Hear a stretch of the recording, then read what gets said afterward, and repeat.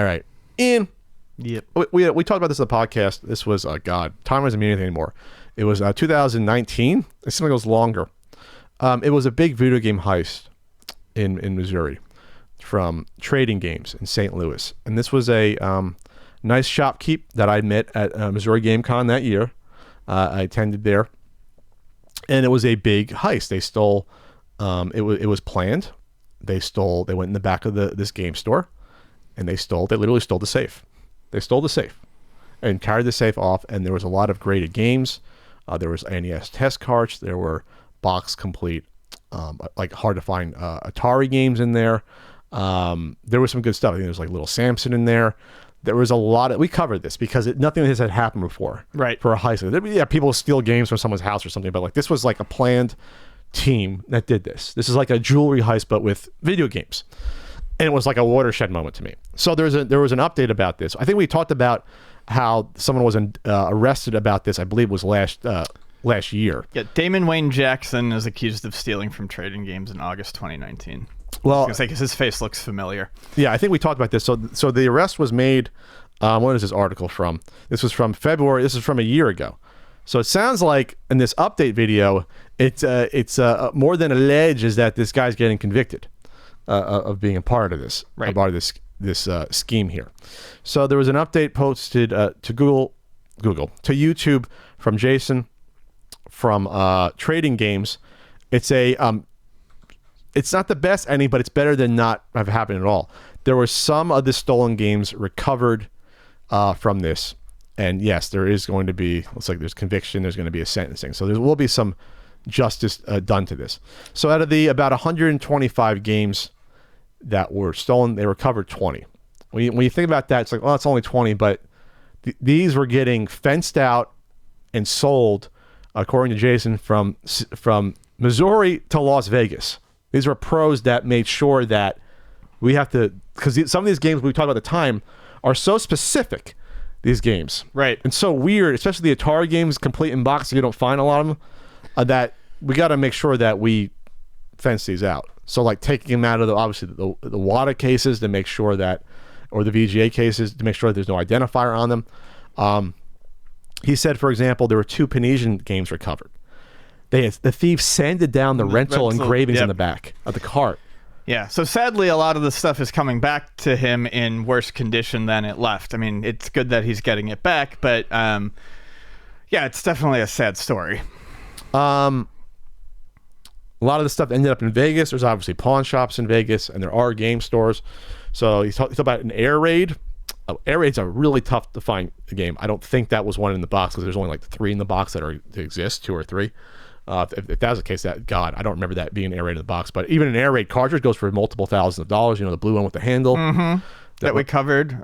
One of the most famous scumbag subs of the week in Australia. Yep. That was lost. They knew it ended up in Vegas, but somehow it wasn't recovered. It was lost, or maybe it was sold and resold to someone. You know. Cheetah Man 2, another one that didn't come back there. So yeah, on the table you see some of them that he recovered. They're worse for wear. Because he said like a lot of them were like, you can tell we're in the back of the truck of a car and just we're sliding around. Some are taken from their cases, obviously, to be sold. So now, even before this, I get scared looking around at the games I have in my place. Sure. There's a lot of money tied up, obviously, in this room and in specific games. You know, there's like, you know, a $10,000 game, you know, that's on a chair over here, or a few $1,000 game. Ian has a Magical Chase near him. Yeah, you sure do. So it's like when you think about this stuff, especially when this stuff wasn't worth this amount when I bought this, or the collectors was, what happens at this point? Yes, I have a safety deposit box at a bank vault. I have my NWCs in there. I will be putting more games in there soon. But like I had like people walk through my house, lots of people in the past weeks. I had my furnace replaced. I had AC. You don't trust, you don't think that these are criminals, but all you need is one person out of a group of like 5-6 people to be, this is interesting. Yeah, sure. What if I come back in like a couple of months or you know, so it's always a danger if they discover that. I'm gonna go through a refi in my house, a refinance. I'm gonna have an appraiser walking through. and looking at, he'll be literally walking in and go, oh, look at these games. And like, yes, he's not going to probably steal any. But now it's always lingering that even if it's a 1% chance of happening, it's 1% chance of happening. That's one of the reasons why I stopped having, I only had one person over ever back in my old condo to trade games inside of my residence. I did not want them inside my place and know exactly where I lived and know where my games were just in case. Because you do hear stories from time to time. Nothing at the scale of this, but you do hear stories about people getting stuff stolen after they do Craigslist deals where people come back. Oh, yeah. Not just for games, for things in general. You hear about stuff that happens. You hear about people getting killed potentially. You hear about people even meeting up to buy, PS5s or new Xboxes, and there's violence that happens. So you have to be careful with strangers in your house. So the good news is that it sounds like Jason he's instituted more stringent security measures, more cameras and things like that, bars on the windows. Unfortunately, that's the age we live in. When people say, oh, it's a shame, it's like, there's criminal elements out there. There's people that try to take advantage of you. This was a pro job that happened here. And he even said, I don't know who this person was. I don't remember seeing this person who did this. Yeah. How did they know that stuff was back there? He had said that it occurred after he did a YouTube video. Oh, that's right. It was a YouTube video. Yeah, he did. It was a few months after he did a YouTube video unboxing and showing off the stuff. And I mean, he showed up the safe then in that video. Okay. Just stuff, just obvious. Yeah, you got to be careful. People are always looking. Yeah, he talks about the damage on the boxes not coming back. So it's like a bittersweet ending because you're never going to find that. He mentioned one store in Vegas that he was pretty sure had a little Samson that was pawned or sold to them, and they would not give it back. He tried calling them, they hung up on him.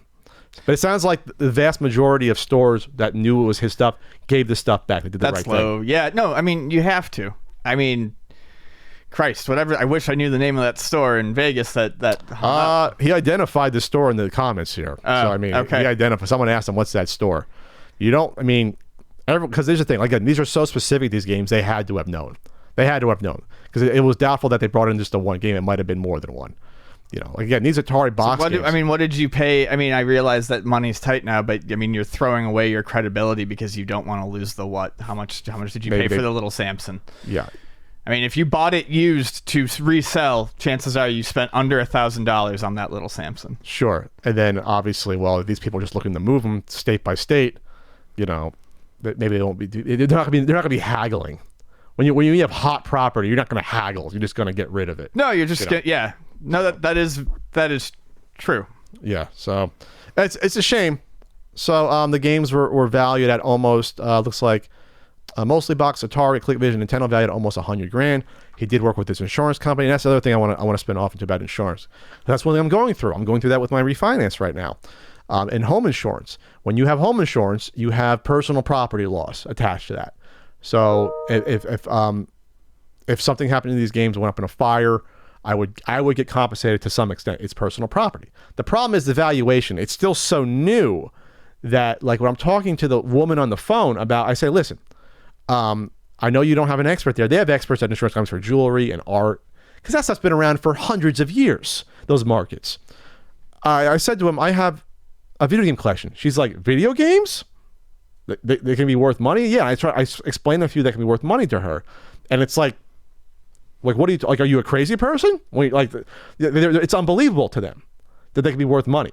So we're still in that early stages of, we are the experts. The collectors are the experts. We're the ones that can appraise the stuff the best. There's not enough sources out there. Heritage Auctions has only been auctioning this stuff off for 2 years now? Just about? That's it. Sure. And that's not even the majority of games. That's just specific sealed video games for the most part. So make sure you document everything. That's what she said. And for everyone out there, make sure you document what you have. Pictures, video, lists to make sure that you at least present it to the person and you're not going to get 100% of it back. I'm getting alerts. I thought I told to turn them off. Sorry, Ian. Is that bothering you? Yes. I don't know what I'm getting alerts for. Oh, my fucking email. Sorry. So make sure you document everything you have. And then when it comes out to the valuation process, you're probably not going to get 100%. You're not going to get the eBay sold price or price charting. You're going to get something probably. They're not going to pay you out 100% unless they have an appraiser at an insurance company that agrees with you if something's lost or stolen.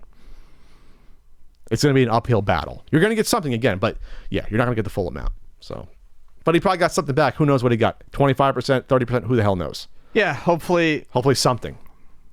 exactly. And it's going to be, it might be replacement cost, and that's a whole other thing, replacement versus the actual item cost. So, all right, be careful out there if you have a video game collection. But, it's a brave new world we're in right now. And we're going to get to another topic later that shows that that's a brave new world in a bit.